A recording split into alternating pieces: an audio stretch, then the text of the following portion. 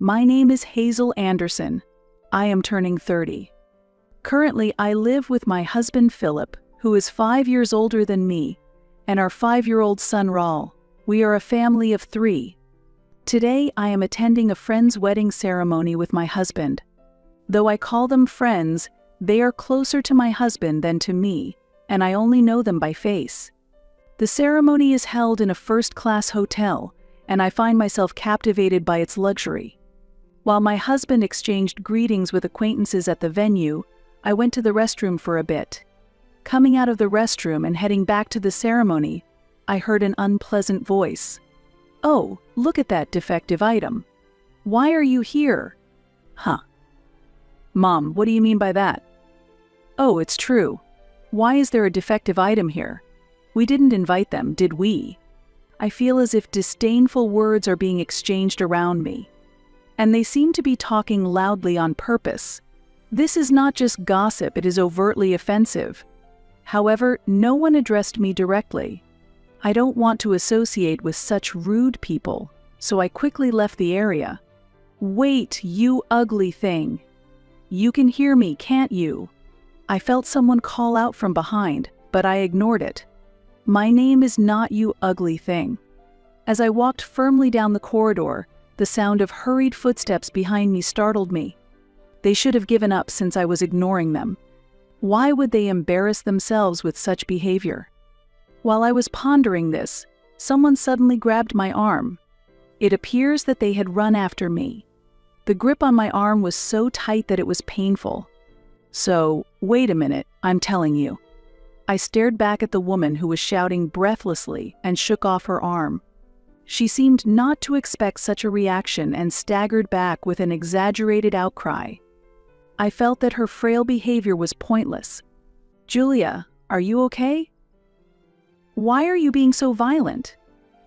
Ignorance really is a problem. Another woman rushed over, supporting her while giving me a stern look. What's going on? Who might you be?" "Huh? Who might I be? Have you forgotten about me?" "Yes, it seems you are very self-centered and rude. Have we met before?" As I asked this, she raised her eyebrows in astonishment. "Huh? What are you talking about? Do you think you have the right to act like this? You, with just a high school diploma? If you say you've forgotten, I'll refresh your memory. I'm your sister, Julia. Hearing the name must jog your unfortunate mind. Right? And this is our mother. Can you really say you've forgotten your own mother?" Yes, maybe there was someone by that name around me in the past. I shook my head slightly. It's a waste of time to engage in serious dialogue with these people. Dissatisfied with my response, the 2 women showed even more anger. At that moment, 2 men hurried over. "What's going on here? We could hear voices all the way over here. Julia, are you done preparing? Oh, you're still in your regular clothes. You better hurry and change. Dad, Daniel. This suspicious person has sneaked into our wedding. Please kick her out immediately." The woman claiming to be Julia pointed at me while shouting. Weren't they taught that it's not nice to point at people? The reactions of the 2 men who saw me were completely different. The man called Dad widened his eyes, and then clearly showed a displeased expression. The man known as Daniel froze with a look of shock, and his face gradually paled. What's going on? Why is Hazel here? To see her face on such a happy day. Exactly. She must have slipped in by mistake. It's unbearable. Hey, call the security, quickly. Wait a minute, what are you saying? Be careful with your words. This person is. While the man called Dad agreed with Julia, Daniel spoke up with a pale face. Seeing this, I muttered quietly, You really know nothing. My remark went unnoticed by those around me. Hazel, there you were. I've been looking for you. A new person appeared. It was my husband, Philip. All eyes turned to Philip, who seemed slightly surprised. Sorry, I was on my way back, but got tangled up with some strange people. I said this with a wry smile and moved closer to Philip. Philip looked around and murmured briefly, "Ah." He seemed to grasp the situation immediately. His insight was indeed remarkable. Julia had been captivated by the sudden appearance of Philip, but when I stood next to him, her expression changed drastically, and she glared at me sharply. The two so-called parents still did not fully understand the situation and showed confused expressions. Daniel was visibly flustered. He was the first to speak. Mr. Anderson. I apologize. My wife said something inappropriate. I really am sorry to your wife too. Come on, Julia, apologize too. Why should I apologize? They are the ones who should be apologizing. Julia pointed at me again as she spoke. This disrespectful person intruded on our important wedding. I don't know how this happened, but this woman is a disgrace to our family. We should have cut ties with her long ago and never met again. Wait. Family? Hearing these words, he looked surprised and glanced back and forth between me and Julia. Just then, the two called Dad and Mom intervened. "Oh dear, Daniel, I'm truly sorry. We have a problematic eldest daughter. She's such an embarrassing subject that it's awkward even to mention her, and we've managed to hide this fact until now. In truth, we kicked her out of the house 9 years ago. How did she even find out about Julia's wedding? What does she intend to do by coming here uninvited? Surely she isn't planning to ruin the wedding, is she? Actually, Daniel, this girl is stupid. She only graduated high school and couldn't attend university. After graduating, she just loitered around doing part-time jobs, staying at home, and being a real nuisance. She was like a parasite. She should be grateful we provided for her through high school. Why did she sneak into the wedding? I had received such harsh treatment. Yet, I had long severed ties with this family and effortlessly brushed off all their insults. These people were, in fact, my family. At least, that's what the family registry stated. However, my parents doted on my sister, who is 6 years younger than me, and had neglected me from the time I began to develop my own identity. My father's family has been producing doctors for generations, and our home was a clinic. My mother worked as a nurse in the family-run clinic. To an outsider, our family might have appeared to live without any want. However, the reality was a home filled with toxicity. I remember trying hard to earn my parents' love when I was young, but I gave up all expectations from my family because the reason for favoring my sister was incomprehensible to me. She was deemed attractive, and I was not. Fortunately, although it might sound odd to evaluate myself, I was intelligent and excelled academically. Therefore, I focused on my studies with the goal of leaving home early. During that time, I felt like I was acting the role of the defective elder sister in the family. Listen, I won't allow you to go to university. You are inherently a defect. There's no way you could get into university. Start working immediately after high school graduation, become independent, and contribute financially to the house. It's thanks to us that someone as unattractive as you could grow up at all. You owe us a debt of gratitude. That's right. You never seem grateful. As for college expenses, we might consider it for Julia, but there's not a single cent available for you. You will spend your life serving us. Even if you do get a job, it won't be anything significant. This is what my parents told me during my senior year of high school. By the way, this conversation was recorded at the time and has been preserved to this day. During my high school years, I recorded almost all of the verbal abuse and irrational behavior from my family. My sister Julia, seeing the consistent behavior of our parents, also scorned me and always tried to assert her dominance. I will become a doctor and take over Dad's job in the future. I'll work hard enough for the both of us, since my big sister can't. Oh, that's so nice to hear. Yes, learn from her failures and do your best. Don't worry, Julia, you can do it. Yes, we will support you fully. Unlike your sister, Julia, you are truly our pride. They would have these kinds of conversations blatantly in front of me. It was like something out of a play. After graduating high school, I worked various part-time jobs for about 3 years. I still lived at home, technically. They said I was a nuisance, but they wouldn't allow me to leave on my own terms because they wanted to use me as it suited them. However, I had secretly rented an apartment. Although my family continuously told me, "We won't forgive you if you do this. We won't allow you if you don't do that after becoming an adult," I realized I didn't need their permission anymore.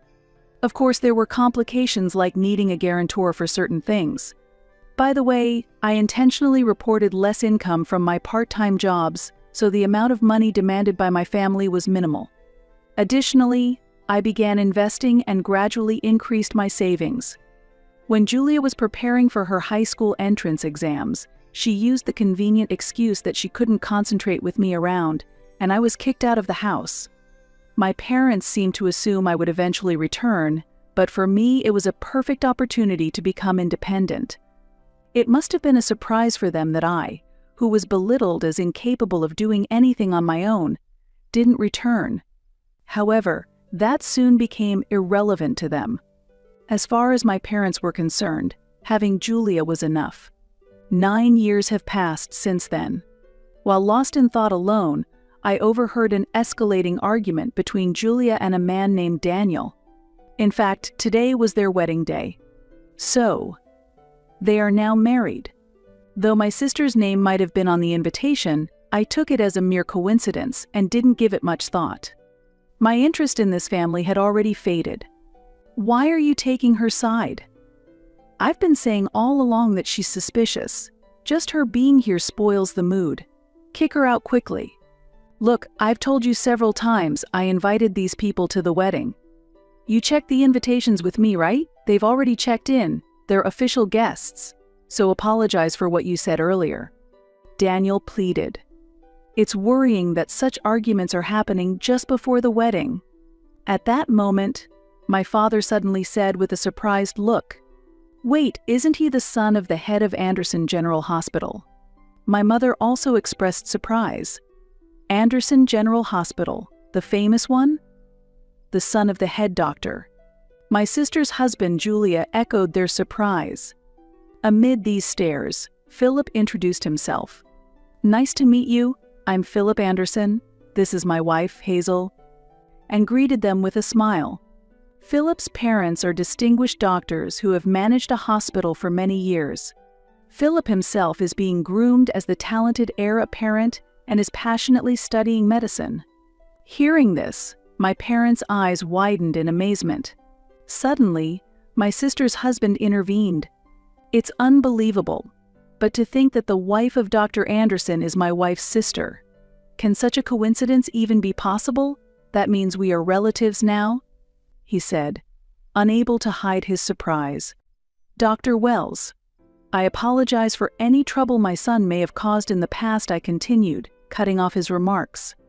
"My sister's husband, Daniel Wells, is a doctor and works at a university hospital. I had just taken my son to him recently because he was feeling unwell. But that's the extent of our connection. Philip has had professional ties with doctors, and it seems that Wells respects Philip greatly. How's Raoul feeling now? From what I diagnosed, he should start receiving treatment immediately. So I suggest you take him to get tested and hospitalized at my hospital." Daniel kindly made that offer, but I replied, "Actually, we've decided to see another doctor for a second opinion. It's important, you know." He couldn't hide his surprise at my response. It seemed that Daniel was attempting to treat my son as a special case, but I was uncomfortable with the idea of my child being seen as a profitable object. Therefore, I gently declined his offer with a smile. Suddenly, a mocking laugh echoed through the air. "Why are you behaving like that? Are you trying to compensate for being a high school graduate by marrying a doctor? Are you stupid? Marrying the heir of a large hospital doesn't elevate your own worth. Your education remains the same. And your thinking is too shallow. You really have a child? Poor kid, having you for a mother," Julia criticized. "Hey Julia, please stop. We're family. Why do you keep saying such things?" Daniel tried to mediate quickly. However, my sister glared at his words. She seemed unshakable in her righteousness. Suddenly, Philip spoke to me. "Hazel, are they really your family?" he asked doubtfully. "No, these people can no longer be called family. A real family wouldn't suddenly scold you for no reason, refuse to feed you just because you spilled a little food, would give me secondhand clothes found in a dumpster while laughing as they compare them to the high-end brands they give to my sister. They wouldn't throw away my study materials claiming you're too stupid to need them, or soak my textbooks with water to make them unusable. So, no. They are not my family anymore. True, a real family wouldn't strip you naked in the winter cold for not lending a book to your sister, or lock you in a hot shed in the summer. They wouldn't silently sell your belongings or tell you directly that you're expected to labor for a lifetime. People in our town have noticed the clinic's unfair treatment of the siblings, suspecting abuse, and they don't want to take their children there. It's actually surprising that no one reported it when we were kids. Now, despite their business suffering, they fail to realize that they are the cause of it. This shows just how severe it is. During our calm exchange, when the cruel acts of my past were revealed, Daniel was shocked. My parents were equally stunned to find out I knew their clinic was struggling financially since I had left home. This information was unearthed by my in-laws, who deeply sympathized with the hardships I endured and felt even more outraged than I did. Philip also harbored similar feelings, and they had been investigating my parents' clinic, potentially to use it for revenge. Stop it. Stop lying. We didn't do any of that. It's your fault for being a failure. Daniel, don't believe a word she says, my sister vehemently protested, but it was too late. He looked at her with disdain. I thought to myself that none of this would have happened if she had ignored me and walked away back then. No, but actually, it's you who are lying, Daniel retorted. Me? Lying? About what? She responded in disbelief. That Mrs. Anderson only graduated high school? She holds a college degree, is a successful entrepreneur, and the CEO of a company involved in hospital food, which has been instrumental for our clinic. CEO, my sister exclaimed in shock, staring at me as if seeing something unbelievable.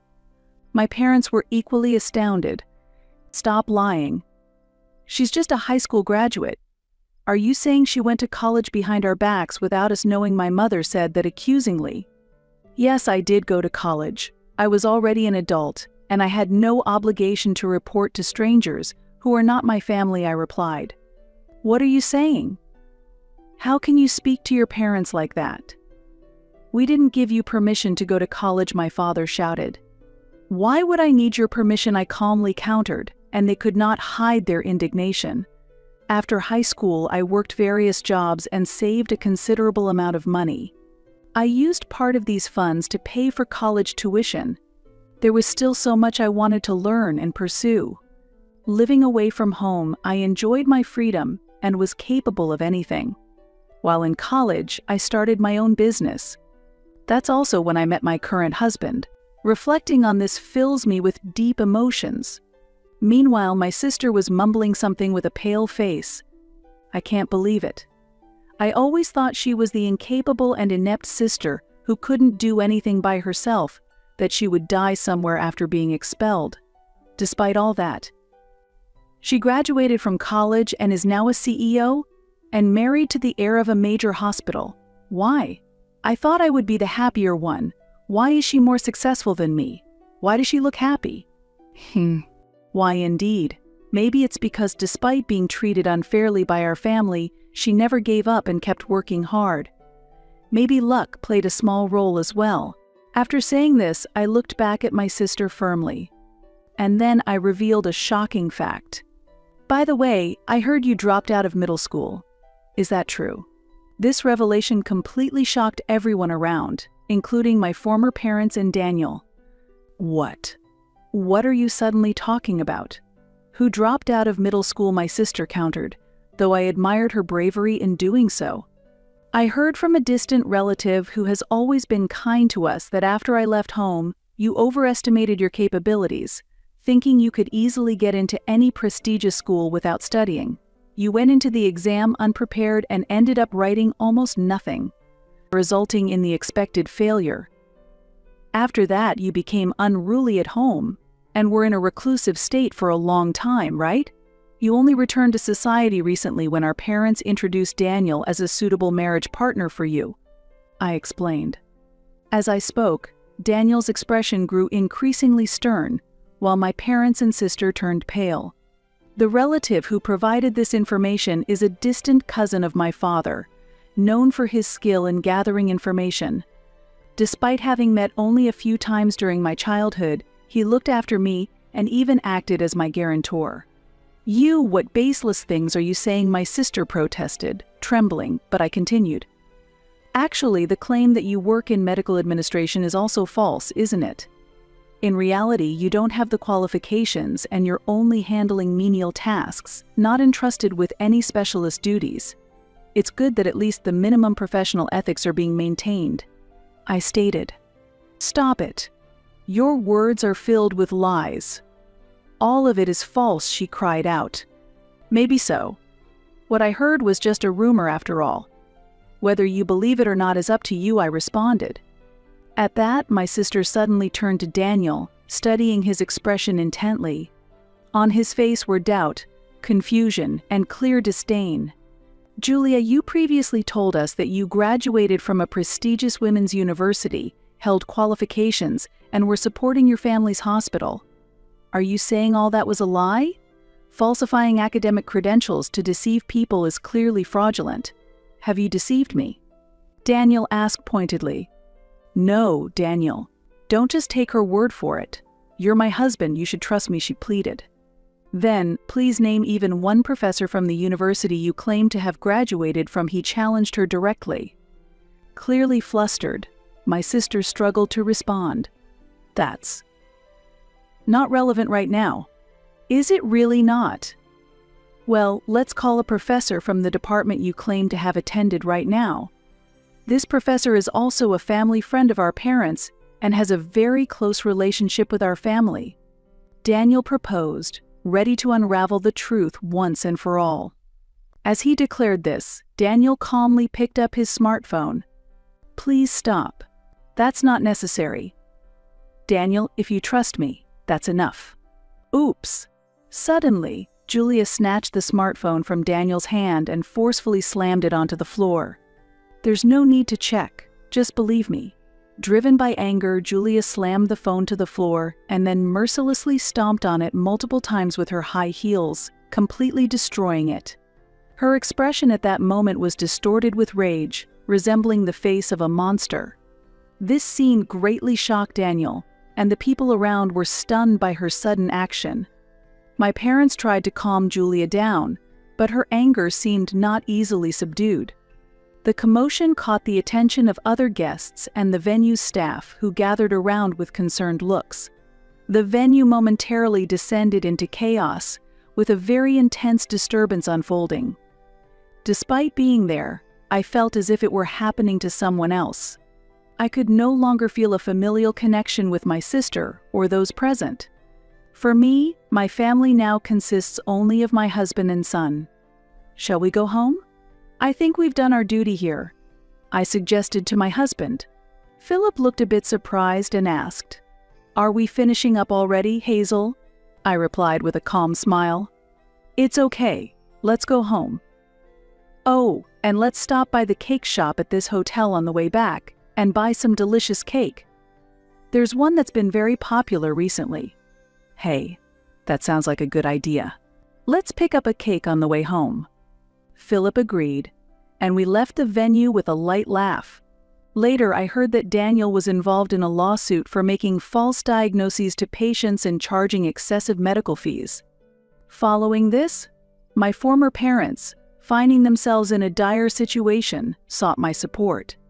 However, they did not know my current contact information and ultimately showed up at the hospital where my husband works, wanting to see us. "So, she's the daughter-in-law of the hospital heir. She is our daughter, please let us see her right away. Contacting the son of the hospital director should solve this problem instantly. We are really in trouble. We need her to repay the kindness we raised her with. We are family. So it's only natural to seek help." That's right. Honestly, I never thought she would be so useful, but it pays to raise them, doesn't it? I never imagined she would find a more suitable partner than Julia. We are now in-laws with the son of the hospital director, so it's natural for us to seek support. They proclaimed this loudly at the reception, causing quite a stir. However, it was not my husband or I who responded, but rather, coincidentally, my parents-in-law. They, with a stern look, firmly asked my parents, "What business do you have with our daughter?" My parents were unsettled by this stern response, literally froze on the spot, and quickly left the scene. They tried to contact us several times afterward, but because they did not focus on resolving their own business issues, their hospital eventually had to close. When I received news of the closure, I felt no particular emotion. Instead, I felt a sense of relief that they had reaped what they sowed. I thought it was one of the most refreshing moments. Later, I heard that Julia and Daniel had gotten divorced. It was astonishing that their marriage had lasted even a few months. The lawsuit Daniel was involved in and his subsequent dismissal from the hospital probably dealt a fatal blow to their relationship. Julia seemed determined to surpass my happiness and find greater joy, but she continued to make poor choices in the process. As her first step, she secretly started having an affair with a much older, married doctor, hoping to find a more advantageous position for herself. However, this affair soon came to light and escalated into a significant issue when the doctor's wife demanded compensation. Desperate, she sought help from her parents to resolve the situation, but they quickly disowned her, labeling her a disgrace to the family. I have no certain information about what happened to her afterward, but she had failed her high school entrance exams and as a result, had lived reclusively at home for a long time. Living a life isolated from society, she unknowingly started working in the night world, facing hardships that eventually led to health issues and ultimately homelessness. Hearing these stories, my interest in her gradually diminished. Meanwhile, as retirement approaches, my former parents struggle to find positions as doctors or nurses, but it seems no hospital will accept them due to their long-standing bad reputation. This is likely a consequence of their ruthless treatment of me in the past. Now, they are no more than people from my past, and I no longer have the capacity to devote time to thinking about them. Regarding my son, fortunately, after examinations at another medical facility, he no longer needs to be hospitalized, and his condition has significantly improved with proper medication. I will continue to do everything I can to protect my family.